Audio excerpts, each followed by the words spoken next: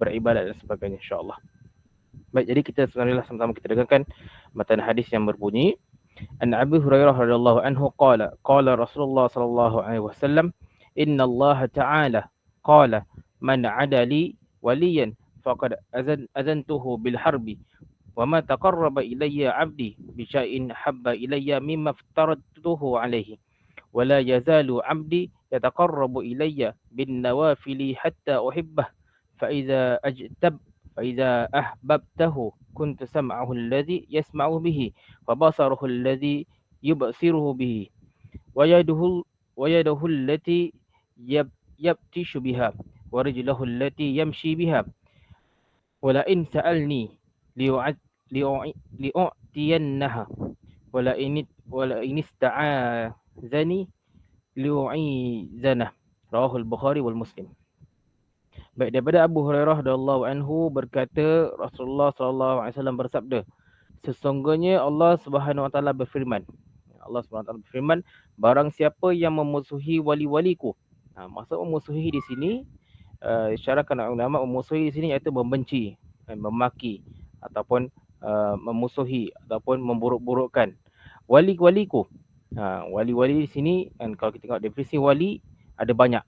Dari segi kalau kita rujuk kamus bahasa Arab, wali ni ada banyak. Yang pertama, wali sebagai anak ataupun keturunan ataupun zuriat. Yang kedua, wali adalah sebagai seorang pemilik, bukan di kalangan pewaris. Sebagai contoh, waliul mal dalam ilmu muamalat, waliul mal, orang yang menguruskan harta dan orang yang menjaga harta, pemegang amanah. Dan wali juga bermaksud teman. Dan wali yang didefinisikan dalam hadis ini iaitu sebagai orang yang dekat dirinya dengan Allah Subhanahu Wa Taala, ataupun kita selalu dengar istilah waliullah, ataupun wali-wali Allah, orang yang hampir dirinya dengan Allah Subhanahu Wa Taala. Tidak disebutkan dalam ni wali ni orang yang ada karamah, wali ni orang yang ada kelebihan, keajaiban, tidak. Tetapi wali didefinisikan oleh ulama itu orang yang dekat dengan Allah Subhanahu Wa Taala dalam perkara-perkara keagamaan. Baik, ahli dan sahabat sekalian, kita sambung lagi, iaitu maka barang siapa yang memusuhi wali-waliku, maka aku isytiharkan perang terhadapnya. Allah isytiharkan perang terhadap orang yang memusuhi wali Allah. Tidaklah seorang hamba itu mendekatkan diri kepadaku dengan melakukan suatu amalan yang lebih aku sukai selain daripada apa yang telah aku fardukan kepadanya.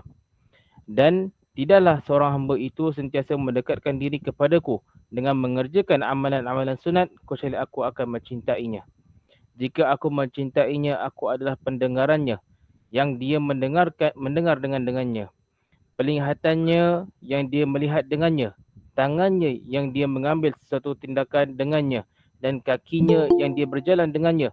Jika dia memohon sesuatu daripadaku, aku akan memberinya. Dan jika dia memohon perlindungan daripadaku, maka aku akan melindunginya. Hadis riwayat Bukhari dan Muslim.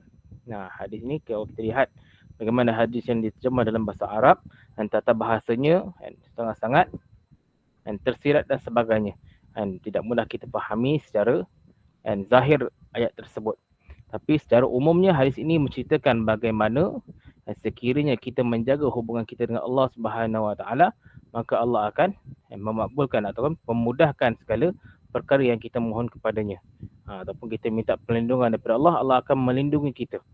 Jadi begitu secara asasnya hadis tersebut. Jadi ahli dan sahabat sekalian, hadis ini diriwayatkan oleh Abu Hurairah radhiyallahu anhu, antara sahabat Nabi yang mana dia telah berkhidmat dengan Nabi SAW sejak dia kecil lagi. Dan Abu Hurairah, yang mana nama sebenarnya Abdul Rahman bin Sakhar, dan diberi gelaran Abu Hurairah kerana ketika itu Rasulullah melihatnya dan sedang bermain dengan kucing. Dan Hurairah masuk kucing, iaitu dia sangat mencintai kucing, dan Rasulullah memberikan gelaran kepadanya Abu Hurairah. Dan di mana hadis-hadis yang diriwayatkan oleh Abu Hurairah ini hadis-hadis yang maknanya hadis yang masyhur. Ada yang masyhur di kalangan kita biasa dengarnya, kebanyakan hadis daripada Abu Hurairah. Baik, antara pengajaran yang kita boleh ambil iaitu pertama, dan bagaimana hakikat penjagaan ataupun pemerintahan, iaitu dan maksud waliullah ini. Dan wali yang dirujukkan dalam hadis ini iaitu secara khususnya yang tadi kita lihat secara umum, iaitu orang yang dekatkan diri kepada Allah SWT, orang yang hampir kepada Allah SWT dari segi agama. Tapi di definisi yang lebih terperinci iaitu orang yang menjaga ketakwaan dalam dirinya hanya kepada Allah Subhanahu Wa Taala dengan tujuan untuk mendampingkan diri kepada Allah Subhanahu Wa Taala dan menjaga segala ketaatannya dan menjauhi segala larangannya.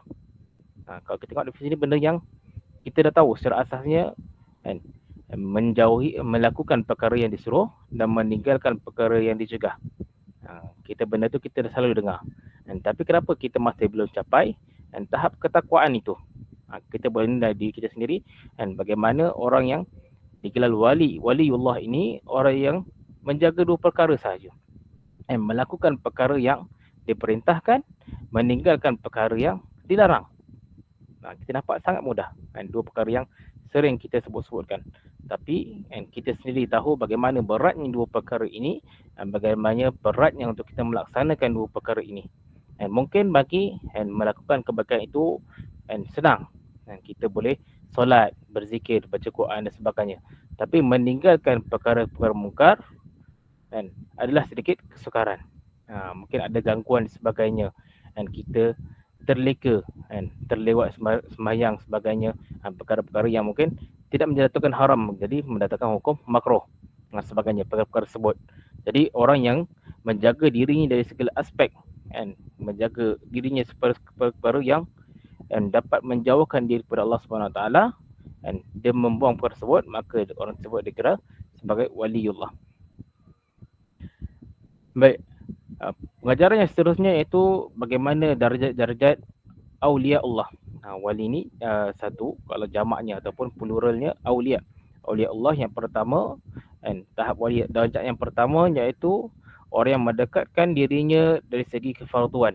Maksud secara asas benda fardu yang Allah fardukan, solat, benda-benda yang wajib baginya dilaksanakan dengan sebaiknya dan meninggalkan perkara-perkara yang Allah sebut secara jelas bahawa perkara tersebut dilarang.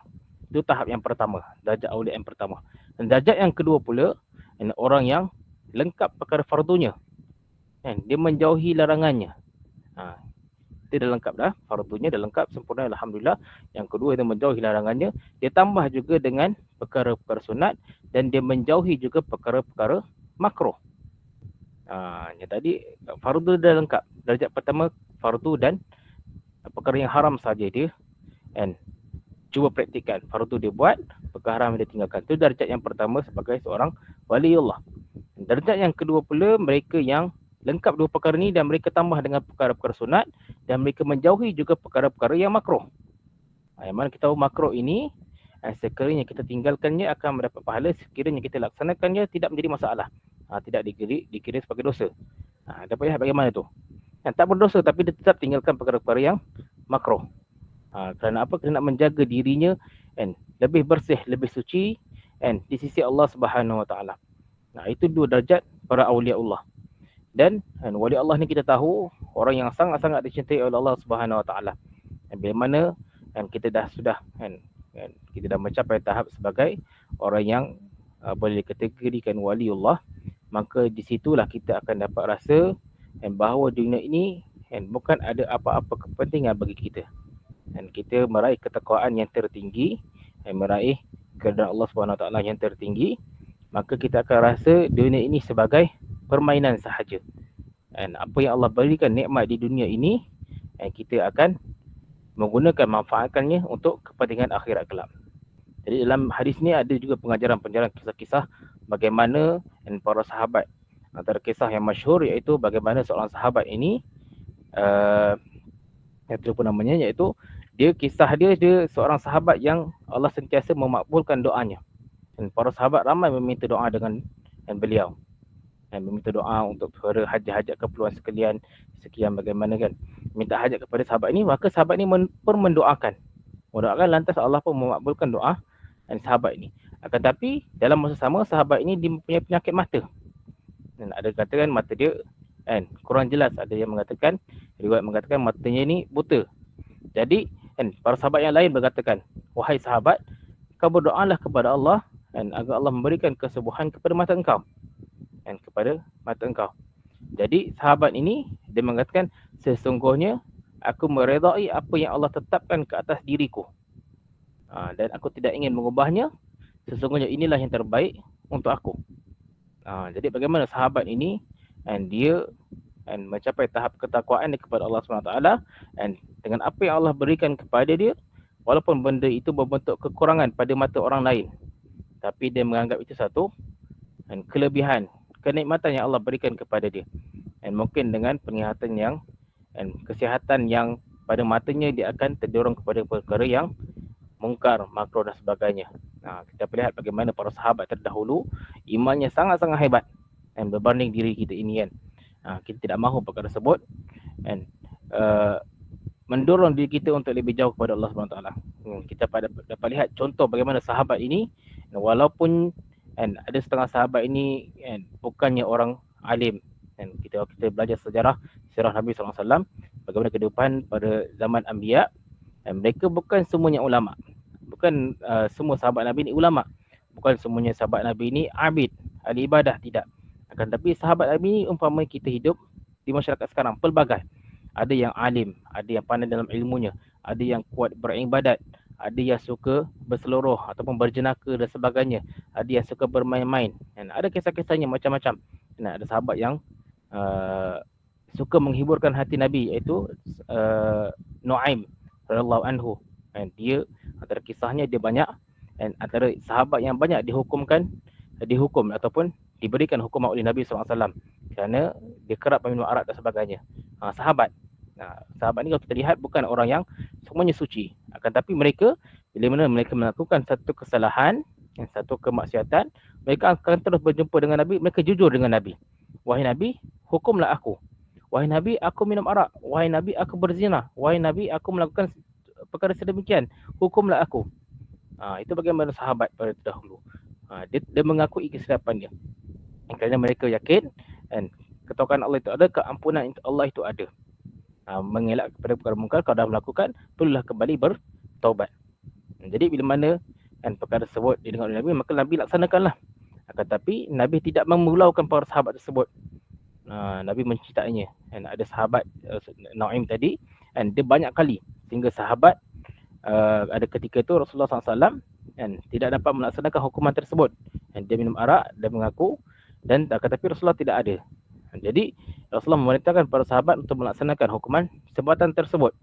Hukuman sebat tersebut, maka perkara itulah sahabat itu terlepas cakap, kami dah penat wahai Nuaim, laknatlah ke atas engkau. Maksudnya Nuaim ni dah banyak kali kena hukuman sebat, minum arak, sebat. Maka sahabat ni rasa stres, maka dia mencela saudara Nuaim ini. Tapi mana Rasulullah mendengar perkara tersebut, Rasulullah kata jangan melaknat dia, sesungguhnya Allah dan Rasul mencintai dia. Dan kita dapat lihat bagaimana individu tersebut, walaupun dia banyak melakukan maksiat, tapi itu bukan secara desain untuk kita lakukan maksiat, tidak. Tetapi itu bagaimana gambarannya, bila mana kita berlaku jujur, kita percaya bahawa pintu taubat itu sentiasa terbuka, kita sentiasa kembali kepada Allah SWT. Bila mana kita terlanjur melakukan kesilapan, kembali semula.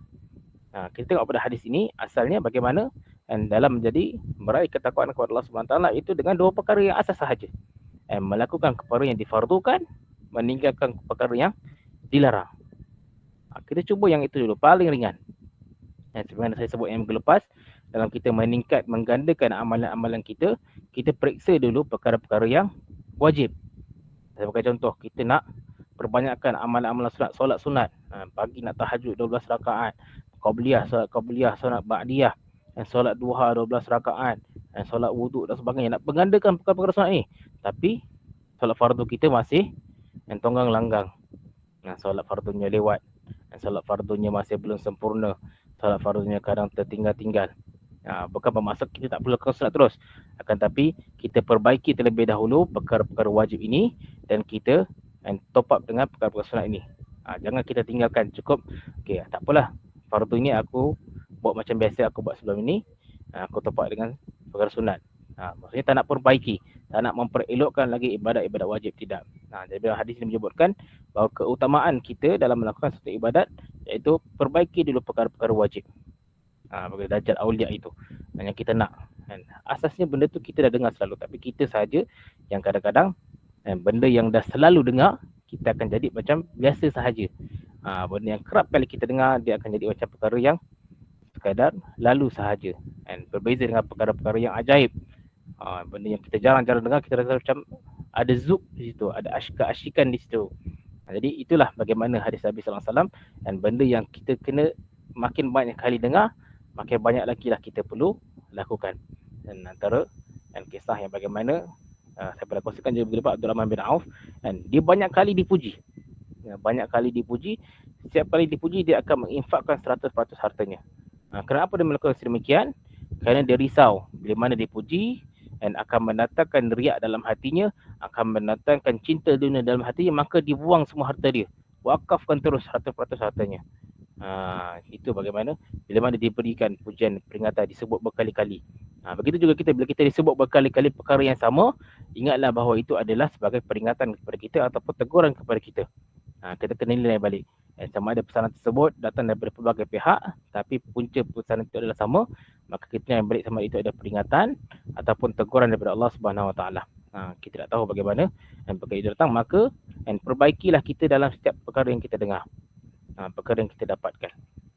Jadi dan kita dapat juga lihat bagaimana zaman sekarang ini, arus perdana sekarang, ulama-ulama yang makin lama makin sedikit.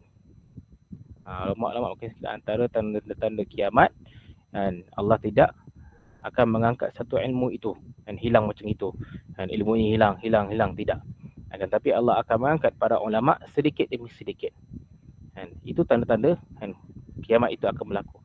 Kita dapat lihat bagaimana ulama-ulama ini dah makin kurang, dan bagaimana Imam Syafi'i menggambarkan kepada kita bagaimana kita nak tahu ulama ini ulama-ulama yang betul-betul berada di landasan yang benar. Imam Syafi'i menyebutkan, dan kalau kita pelajari ilmu-ilmu dan tasawuf dan sebagainya, kita dapat lihat itu disebutkan dalam kategori ulama ini, ada ulama yang baik, ada ulama yang jahat. Ulama yang jahat ni adalah ulama yang betul-betul menunggang agama, menggunakan agama untuk manfaat dirinya, bukan menggunakan agama untuk manfaat agama itu sendiri. Berbeza. Ada orang yang menggunakan agama kerana untuk mendapat, sebagai contoh, dia ada ilmu dan dia berceramah di masjid sebab nak dapat duit untuk kepentingan dia. Berbeza dengan orang menggunakan agama untuk meraih ataupun mengajak orang mendekatkan diri kepada Allah Subhanahu Taala. Berbeza.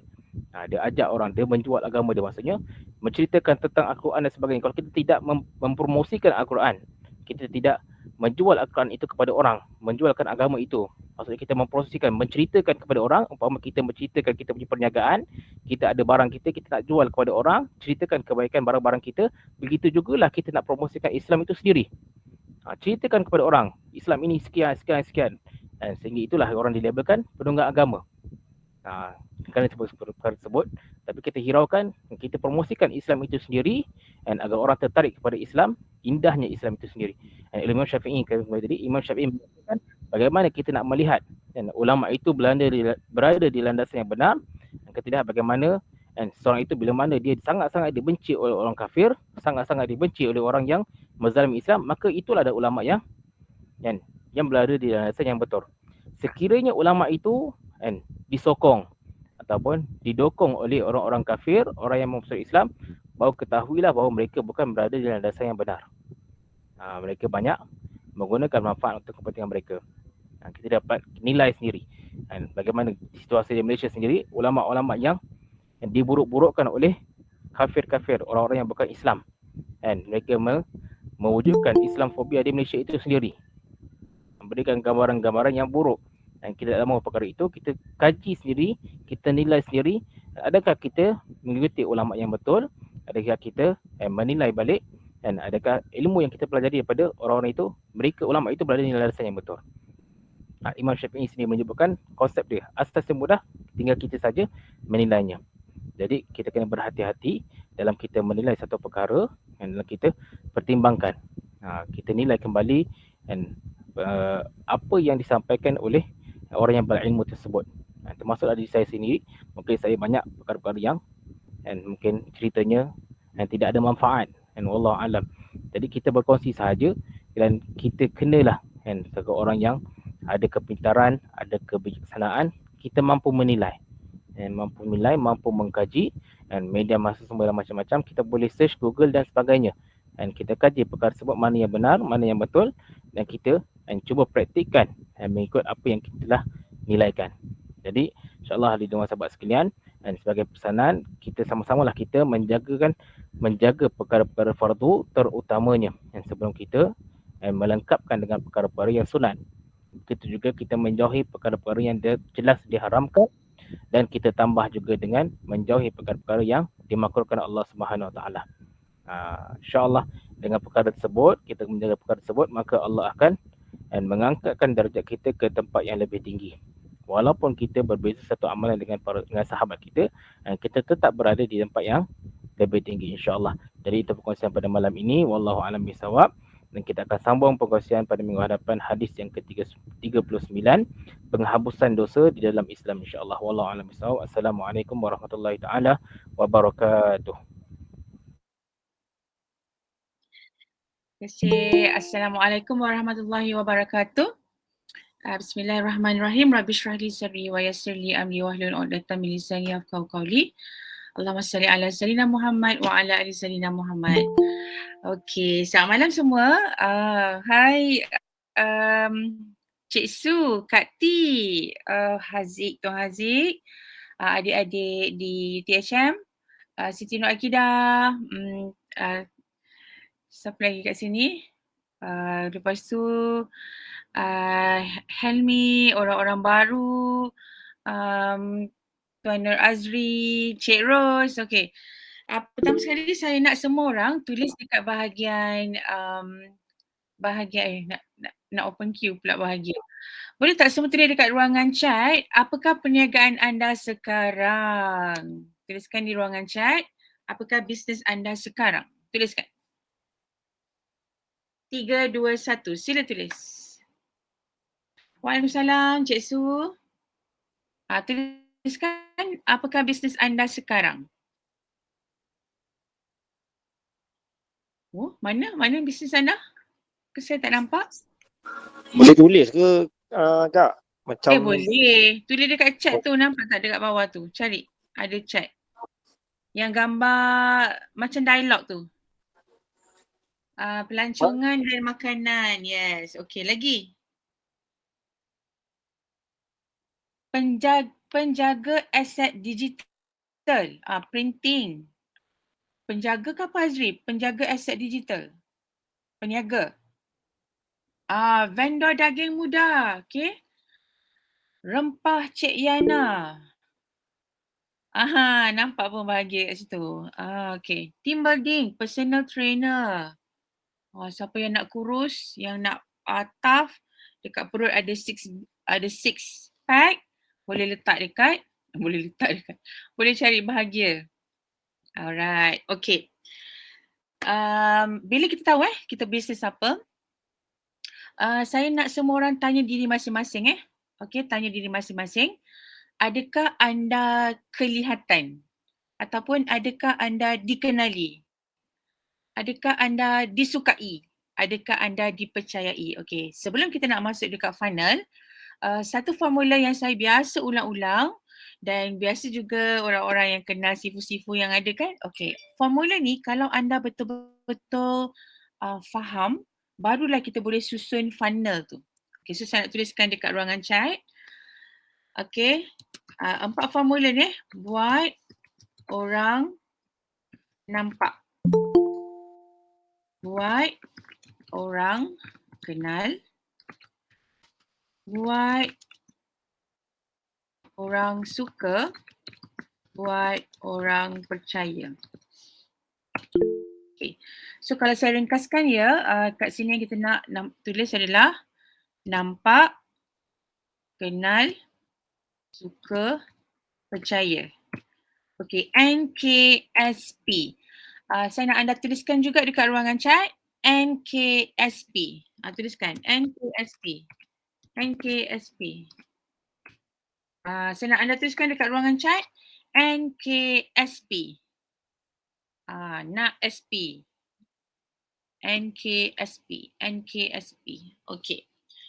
Untuk orang nak tahu ataupun nak first yang first tu orang nak nampak kita. Okay. Ada 2 cara iaitu offline dan online. Kak T pun dah lama dengan Kak Yan kan dekat MUB. orang mesti tahu kita ataupun nampak kita dekat dua perkara, di dua tempat. Okay, dua cara iaitu offline dan juga online. Offline, online. Offline, online. Dan untuk kita ternampakkan di offline, dekat online ni kita ada social media. Social media. So social media kita, contoh sekarang ni orang ada TikTok, Cik Ros ada TikTok, Cik Su dekat Facebook, siapa lagi bahagi saya macam saya jarang-jarang nampak sebenarnya. Saya tak pasti apa social media yang bahagi gunalah. Okay. Setiap orang dapatkan 3 social media yang anda suka. 3 social media. Okay, contoh saya sendiri, saya ada Facebook, kemudian IG dan TikTok. Tapi saya paling aktif dekat Facebook. Dia sebenarnya berpandukan audience kita. Kalau audience you ramai dekat TikTok, you boleh pergi TikTok. Macam Cik Ros, dia ada produk, dia ber-TikTok dan dia kongsikan. Mungkin saya rasa dekat sini Cik Su, audience dia dekat Facebook, jadi dia banyak sharing dekat Facebook. Okay, jadi cari 3 social media, nanti tuliskan dekat kertas dan you kena gunakan formula NKSP ni dengan baik dekat social media. Okay, 3 social media. Okay, yang offline. Okay, untuk offline, dapatkan 3 juga. 3 offline. Okay, 3 offline untuk yang orang nak nampak kita macam saya sendiri. Baru-baru ni saya buat macam ni. Saya ada contoh, saya ada brochure. Yang nampak saya share tu, saya rasa Cik Su dengan bahagia. Okay, saya ada brochure, kemudian saya ada merchandise. Okay, katalah saya ada pen, saya ada brochure. Dan saya punya team bawakan dua-dua ni pergi ke kilang-kilang. Pergi ke kilang-kilang untuk mereka kongsikan dengan mereka secara percuma. Nak buat orang nampak kan. Jadi dekat saya punya pen tu ada tulis www.leadingquantum.com contoh. Nak orang nampak ni. Lepas tu dekat brochure tu ada muka saya. Nampaklah apa kita punya perniagaan, apa servis yang kita bagi, macam mana nak kontak kita. Okay, so saya tanya diri saya sendiri. Adakah lepas membuat sharing tersebut, adakah saya dapat jualan esoknya? Tak ada. Jawapan dia tak ada. Sebab yang saya buat tu adalah untuk buat orang nampak dulu. Isu dia nampak dulu. Nak buat orang nampak dulu. Dan biasanya untuk kita nak buat orang nampak, benda ni adalah benda yang percuma. Benda yang percuma. Percumalah buat live kan. Cik Su sharing dekat social media. Contohnya Cik Nur Azri sharing dekat social media tentang you ada tadi buat printing kan. Contoh you ada buat printing brochure. Saya nak print brochure.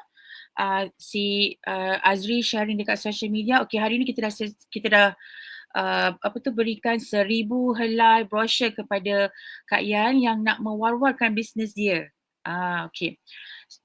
Perkara yang ramai orang selalu buat kan, bila dia keluar dekat social media, adalah kongsi apa yang anda lakukan tanpa mengira orang lain nampak sesuatu dekat social media tu. Okay, contoh katalah saya selesai membuat bisnes saya dah bagi training, saya letak dekat social media. Saya tulis, Alhamdulillah hari ni saya dah bagi latihan untuk syarikat A, titik. Kalau orang lain baca, dia just nampak saja. Tapi apa dia dapat? Ataupun apa nilai yang saya dah berikan, yang dia nampak saya ada nilai tu. Okey, berbanding nombor 2.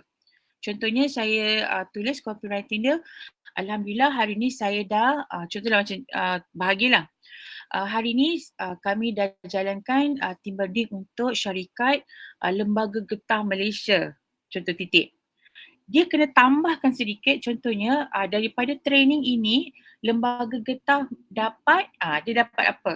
Contohnya mereka dapat lebih memahami cara nak berkomunikasi sesama mereka antara yang tengah dengan atas dengan bawah, bawah dengan tengah. Contohnya lah, bermaksud bila anda sharing, jangan tulisan copywriting tu dia kembali kepada you. Ataupun kebaikannya you yang ada kat situ. Dia mesti ada apa kebaikan orang yang membaca. Apa kebaikan orang yang nampak tu. Okay. Kalau macam contoh, even you ambil gambar, anak you dapat sijil. Contoh anak you dapat sijil. Ayat dia contoh. Alhamdulillah hari ni Malik dapat pangkat pertama untuk sijil darjah khas titik. Itu yang pertama. Okey, yang kedua, bila kita dah kongsi, kita tambah doa kat situ. Saya doakan anda yang ada anak dan ambil sijil darjah khas tahun ini berjaya juga dapat pangkat 1 titik. Beza kan? Yang kedua tadi adalah ada sesuatu yang diorang dapat baca. Ataupun you tambahkan sedikit daripada copywriting tu untuk apa yang mereka dapat. Okay, itu untuk buat orang nampak. Okay, lepas dah buat orang nampak, kena buat orang kenal. Okay. Untuk buat orang kenal, jangan lupa dengan hashtag. Macam saya guna teacher ISO. Kita nak buat orang kenal ni. Tadi orang dah nampak dah. Oh, dah nampak dah Cik Su ni dia cerita tentang apa tu kita panggil melancong sambil belajar. Bukan. Melancong sambil belajar. Maknanya akan datang contoh Cik Rose, Kak T, Sri kan, Shima, Bahagia, you all ni nak dapatkan ilmu dekat Langkawi tu, maksudnya nak belajar sambil jalan-jalan. Sambil buat mangrove, sambil tengok keindahan alam, sambil naik Maha Tower. Siapa nampak kat yang baru-baru ni pergi Langkawi? Bila kita kongsi pun dia bukan kosong. Kita nak orang kenal. Oh, Cik Kak ni, Cik Kak. Oh, si Kak Yan ni pergi Langkawi. Oh, dia pergi Langkawi tu dia pergi servis. Dia ada buat training rupanya kat sana. Oh, dia dah training tu, dia jalan-jalan. Macam tu. Okay. Dan bila saja kita nak buat orang kenal kita, orang kena tahu apa you. Kita siapa. Jadi bila nak tanya siapa kita, mudah saja. Tanya pelanggan. Macam saya, certain company lah. Dia akan panggil saya teacher. Teacher, yang ni macam mana teacher? So bila dia panggil saya teacher, saya letakkan teacher ISO. Dia tak panggil saya cikgu. Dia tak panggil saya puan. Dia orang pun tak panggil saya madam. Dia panggil saya teacher contoh. Tapi saya lebih dekat lah orang panggil saya Kak Yan. Itu panggilan lah. Tapi kita dikenali sebagai siapa. Okay, kita dikenali sebagai siapa. Contoh macam Bahagia kan. Mungkin Bahagia orang panggil dia Coach Bahagia. Contoh. Jadi dia boleh ambil satu hashtag. Dengan hashtag tersebut itulah dia. Tetapi ada tetapi anda mesti cari kalaulah contoh ada orang yang dah pakai. Okay, kalau ada orang yang dah pakai, you tak boleh pakai hashtag tu. Saya tunjuk contoh ya. Facebook. Okay, hari ni homework lah untuk semua orang. Hari ni kena ada homework. Anda semua mesti cari apa you punya, okay, apa anda punya hashtag. Hashtag apa anda punya hashtag. So saya kongsikan sekejap. Kalau contoh kita pergi ke Facebook dan anda cari. Okay, katalah saya type dekat sini. Dekat ISO. Nampak tak saya screen? Afi nampak screen kat P. Nampak. Alright. Okay. So dekat sini kawan-kawan semua, bila kita pergi cari kenapa saya tak hilangkan teacher ISO ni, sebab bila orang tekan saja teacher ISO ni, okay, dia akan keluarlah semua saya punya nama Bahagia dia. Dia akanlah keluarkan semua yang ada kat sini. Saya punya training, saya punya kelas, saya punya buku, siapa yang saya ajar, okay? Macam ni lah. Sebab sekarang ni kalau orang tu dia nak beli sambal pun, dia cari kat social media. Lepas tu dia kena cari siapa yang dah beli sambal dia ni. Duduk dekat mana. Okay. Jadi hashtag tu sebenarnya dia menjadi satu cetusan untuk orang tu dia nak kenal siapa you ni. Siapa yang beli produk you ni. Okay. Jadi hari ni ni saya tak tanyalah. Masing-masing kena ada satu hashtag yang memberitahu this is me. Orang kenal saya. Kita scroll bawah lagi dekat sini. Ni adalah saya. Oh dia buat kelas. Oh dia macam gini. Oh dia macam ni. Oh ni dia ada game. Ramai lah. Oh kat Kedah. Oh dia buat macam ni. Faham tak? Okay. Ini adalah kita panggil sebagai nak buat orang kenal. Okay. Dekat nak buat orang kenal ni dia masih percuma lagi. Nanti saya bagi tahu corong dia tu, funnel tu, dia punya nilai yang you kena keluarkan. Jadi dekat buat orang nampak, buat orang kenal, dua-dua ni masih percuma. Percuma. Okay, yang ketiga formula kita adalah buat orang suka. Okay. Dekat buat orang suka ni dia ada kos sedikit. Tetapi kos dia adalah murah. Nak buat orang suka ni tadi.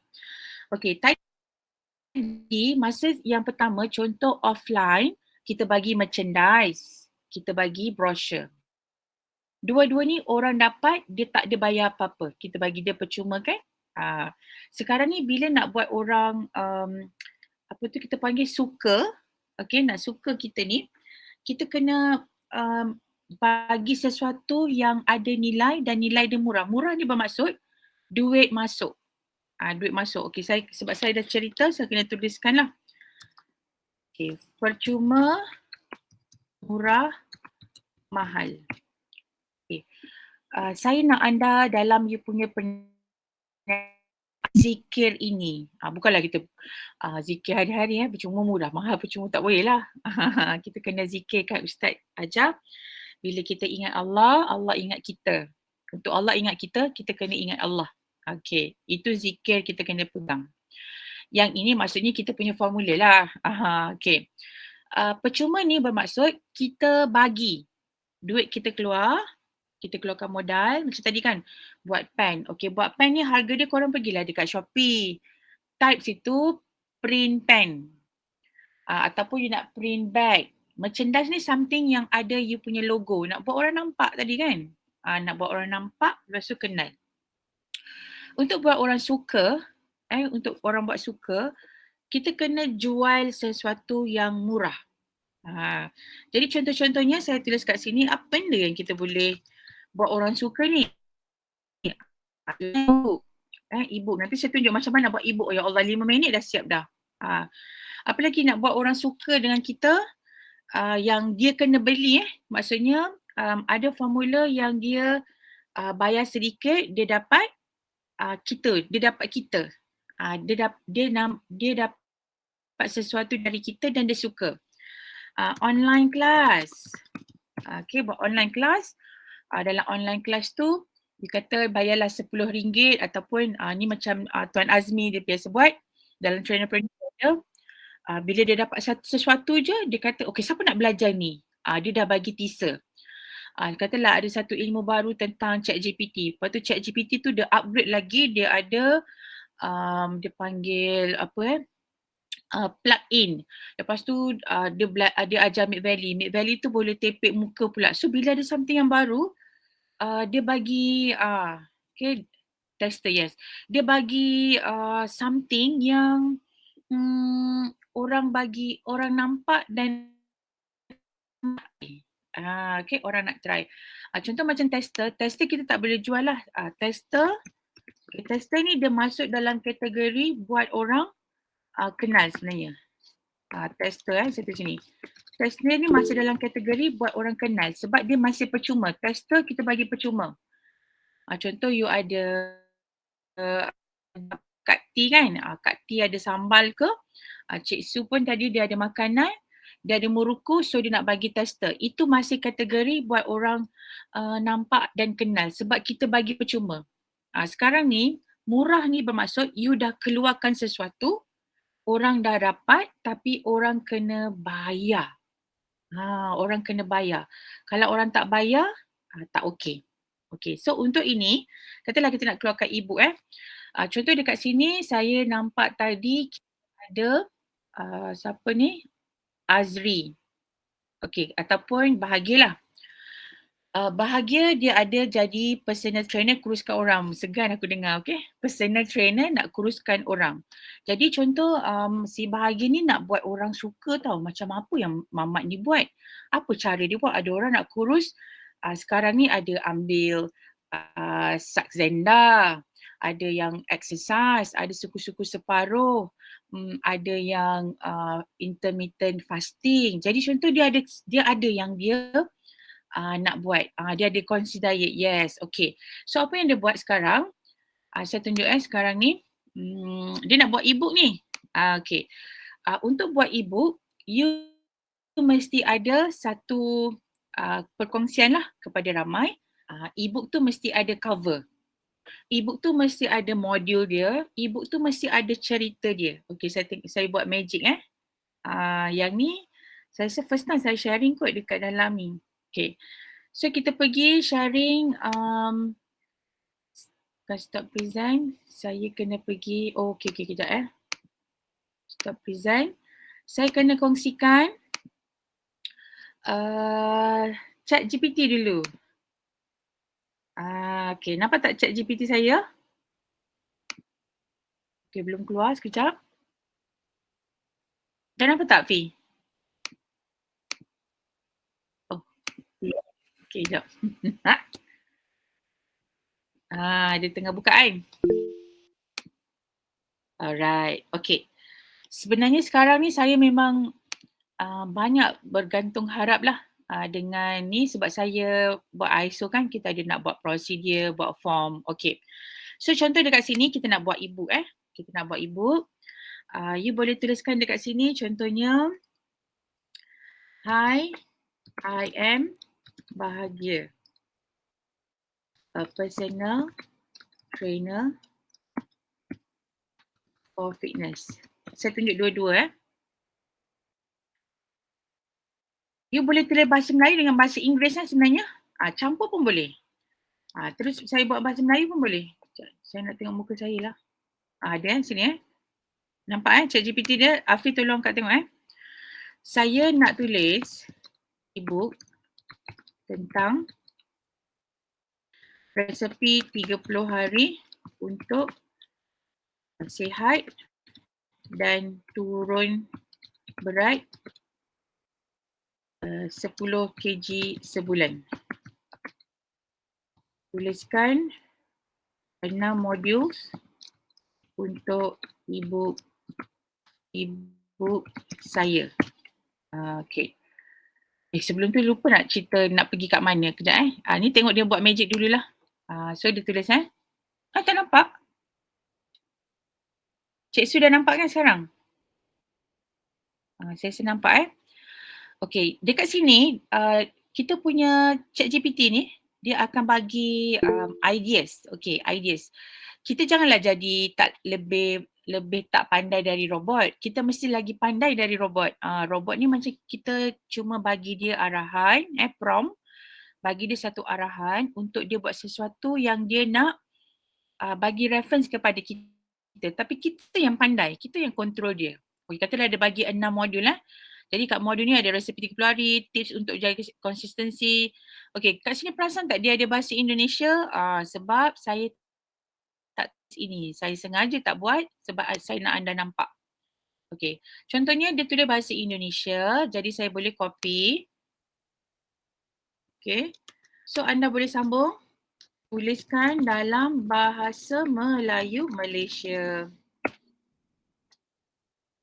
Okay, jadi sementara dia nak Melayu, kita fikir lagi apa yang kita nak.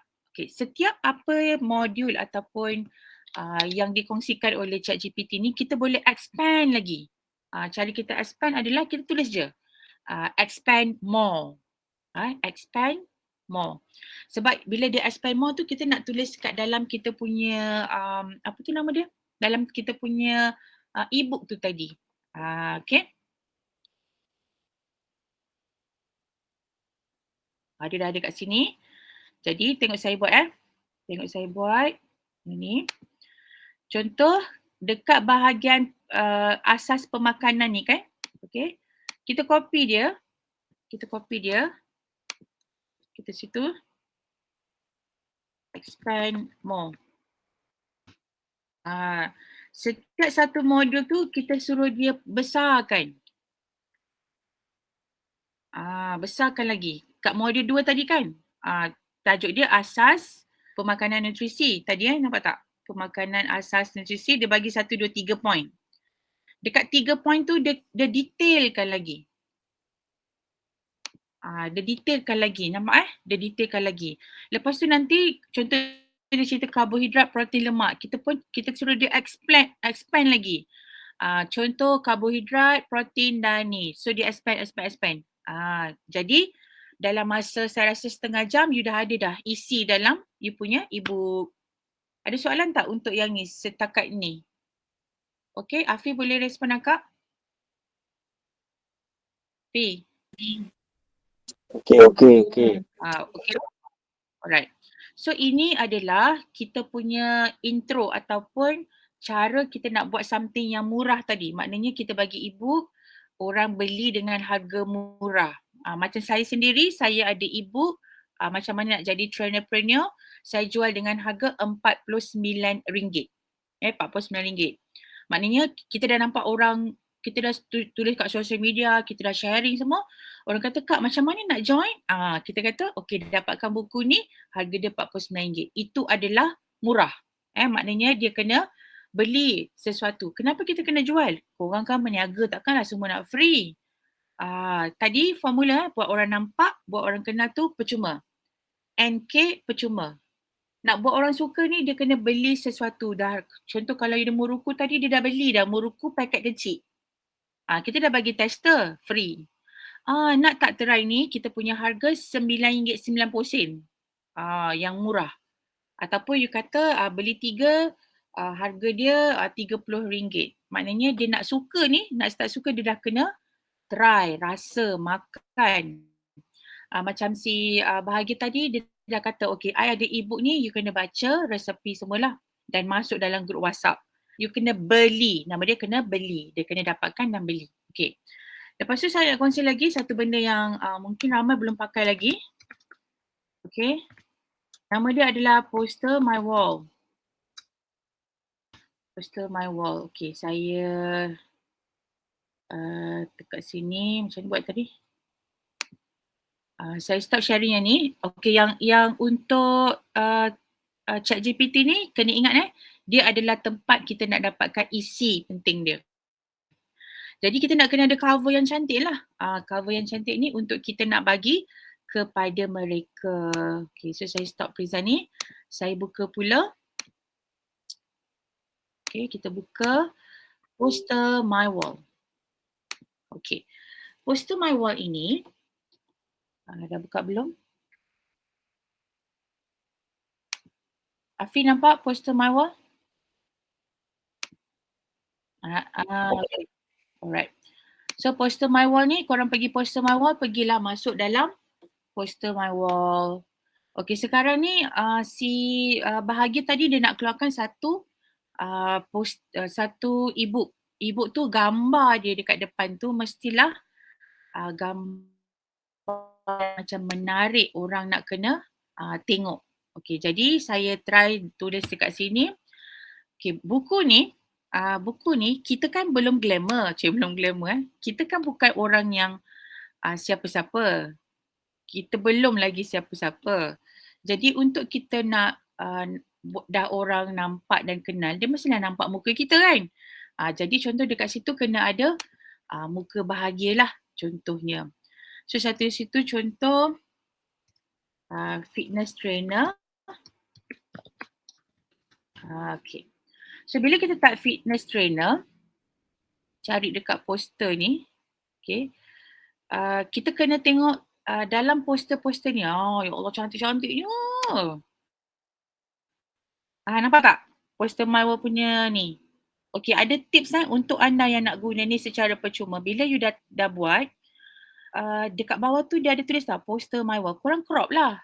Nampak tak aku aja jahat? Tak apalah, tak ada masalah. Sebab bila you pakai free, dia limited. Jadi bila limited, kita bolehlah guna yang dia bagi kan. Yang dia bagi gambar tu. So korang boleh crop. Tengok saya buat Okey, contoh si siapa ni, warna bahagia, contoh warna dia, you kena tengok tema yang sama nak buat orang nampak kenal, jangan lari tema. Macam company saya merah hitam, kalau trainee saya guna merah hitam, kalau trainee saya guna warna biru. Saya tak lari daripada warna tema sebab saya nak orang nampak dan kenal saya.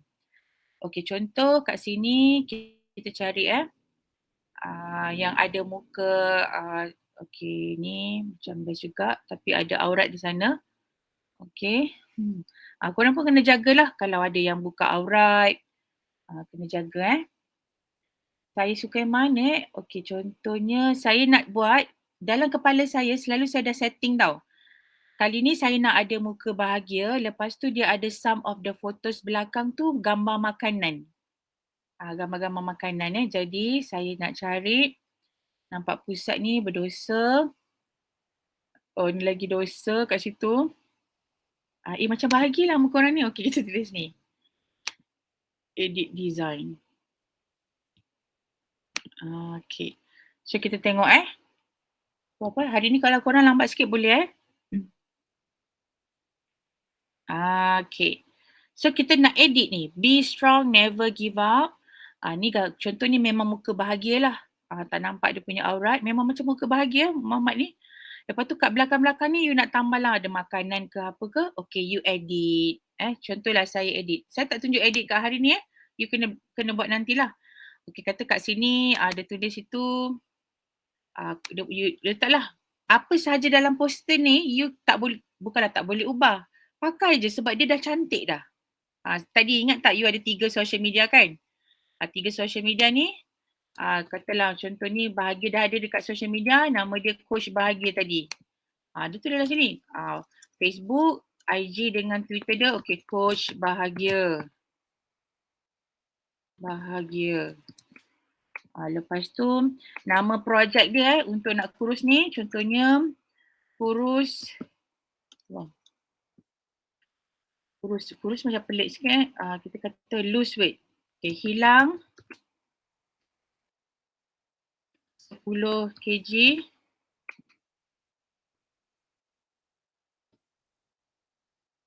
dalam 1 bulan. Ni contohlah. Ni nama dia punya tu. Nama program dia. Lepas tu kat sini dia dah tulis lah makanlah apalah. Okay, katalah dia dah buat semua, dah letak logo bagai, dia pun download.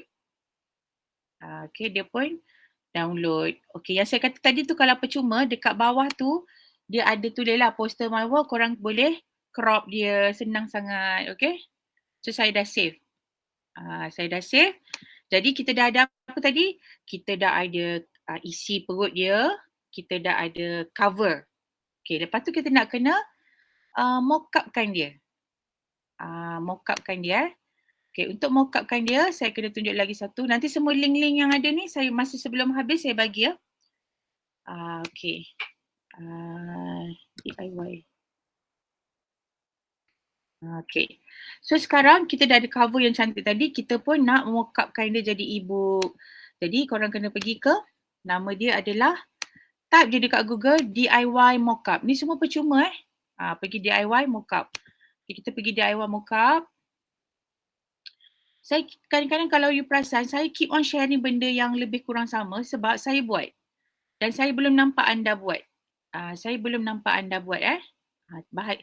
Dia punya too deep kadang-kadang siapa yang dah follow saya lama. Okay, kat sini dia ada single dengan composite.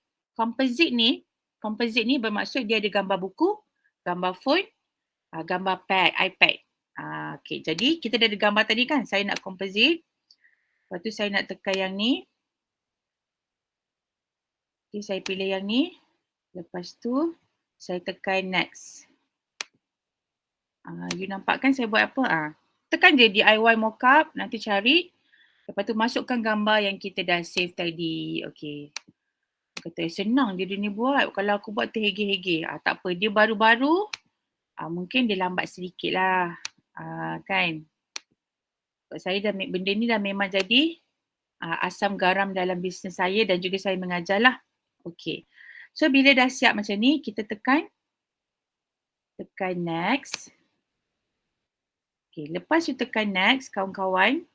Lepas you dah tekan next, dekat bawah tu dia ada tulis PNG dengan JPEG. Bawah tu nampak kan PNG dengan JPEG. Pilih PNG. Okay, pilih PNG. Okay, lepas kita pilih PNG, dia akan buatkan PNG tersebut dan simpan dalam kita punya komputer. Okay, dia dah keluar. Okay, dia dah siap. So, kita tengok buku bahagia tadi. Buku yang dia nak keluarkan tentang kurus dalam sebulan tu. Hilang 10 kilo tu. Sekejap dia tengah pusing. Kejap lagi, belum. Ni boleh pergi create 3D book promographic. Ni percuma tau. Okay, sekejap, belum siap.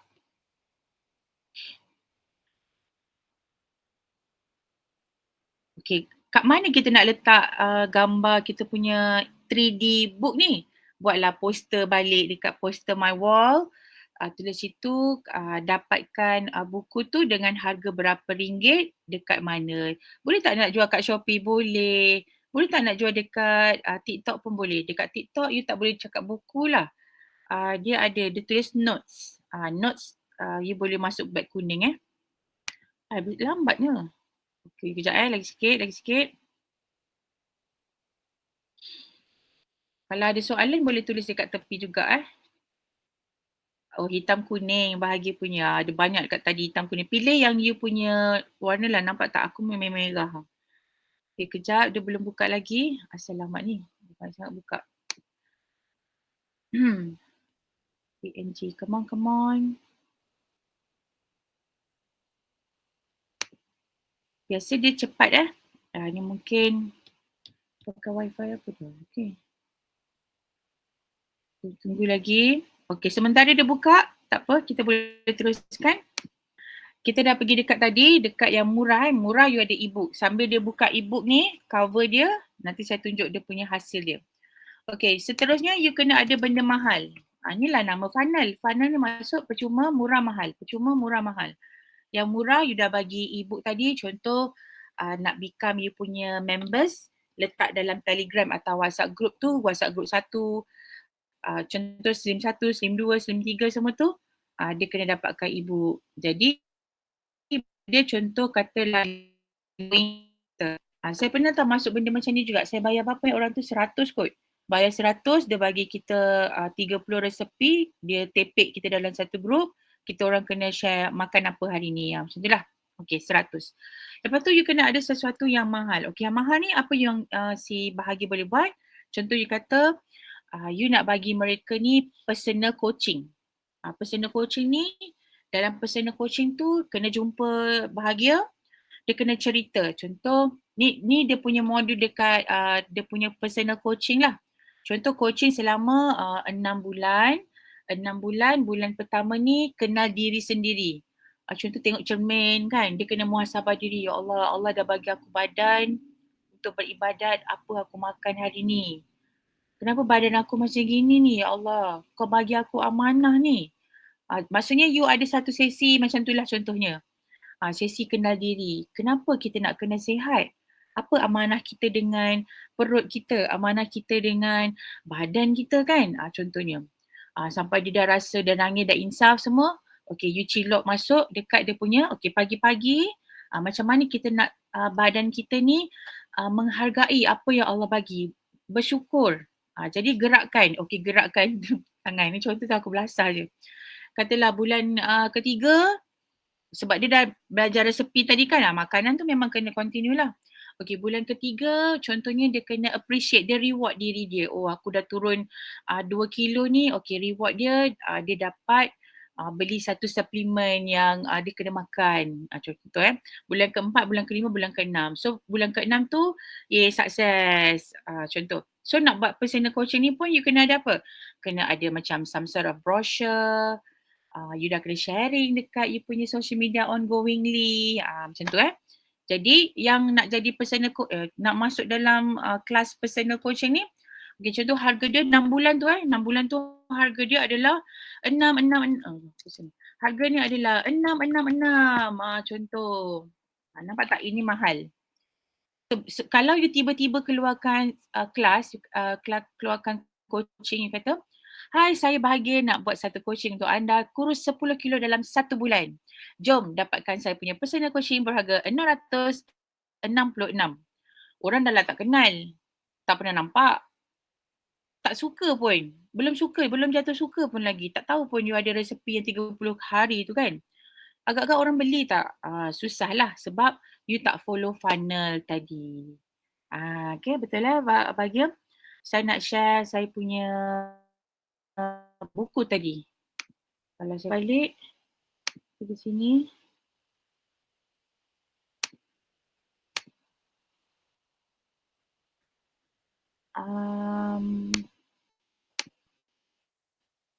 Okay.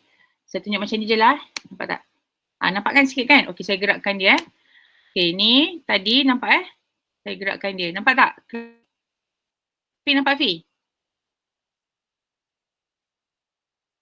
Okay. Jadi saya tunjuk yang masa ni kan masa percuma tadi kan, you nampak ada gambar buku, gambar iPhone, gambar phone dengan gambar tab lah contoh. Saya stop sharing. Okay, so saya recap sikit Jadi apa yang anda nak buat sekarang adalah kena buat satu funnel formula NKSP. NKSP.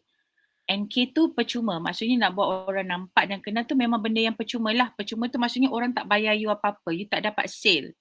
Dalam perniagaan ni kalau kita buat je, buat sharing je tak ada duit masuk. Tak guna juga.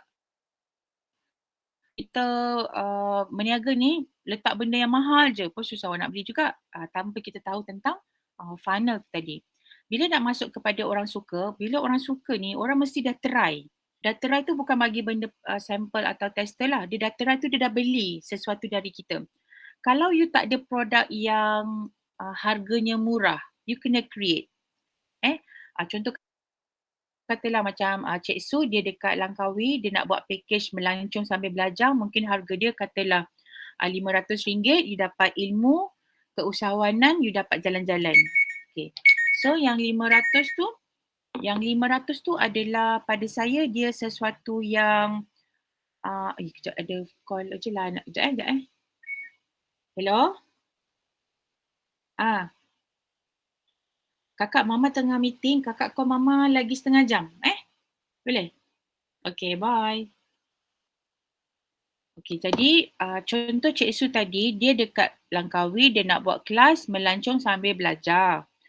Harga dia 500. 500 tu kategori mahal lah. Okay, mungkin untuk dia nak orang rasa. Kalau dia nak benda yang murah ni, biasanya bawah 100 lah. Okay, bawah 100. Mungkin dekat situ Cik Su nak cerita tentang 10 kejayaan usahawan dan dengan dia. Contoh saya ada simpan tau. Masa saya pergi kelas Sifu dulu, dalam kelas tu ada ramai tau. Kat sini ada. Nampak aurat tak? Okay. Saya masih ada simpan dengan saya ni. Saya tulis tau. Setiap usahawan depan saya ni Wan ni dia buat hotel, Zaira dia buat online produk, Izzah buat catering, Hanis dia buat instant shawl, Baby D buat baby, Dr. Lin dia buat produk untuk gigi, Hazim Wonder Cheese. Okay, so usahawan-usahawan ni kenapa saya simpan dia siapa, dia buat apa, sebab masing-masing ni dia ada karakter success karakter. Orang yang sukses tu, kalau you tengok orang yang sukses kan, you kena tengok dia atas bawah, macam mana dia boleh berjaya. Contoh macam kita, mungkin kita berjaya. Tapi kita kena kategori lah orang berjaya tu bila dia macam mana. Dia boleh bantu orang lain pun berjaya juga contoh. untuk kita nak jadi macam dia, dia mesti ada something yang you kena ceritakan.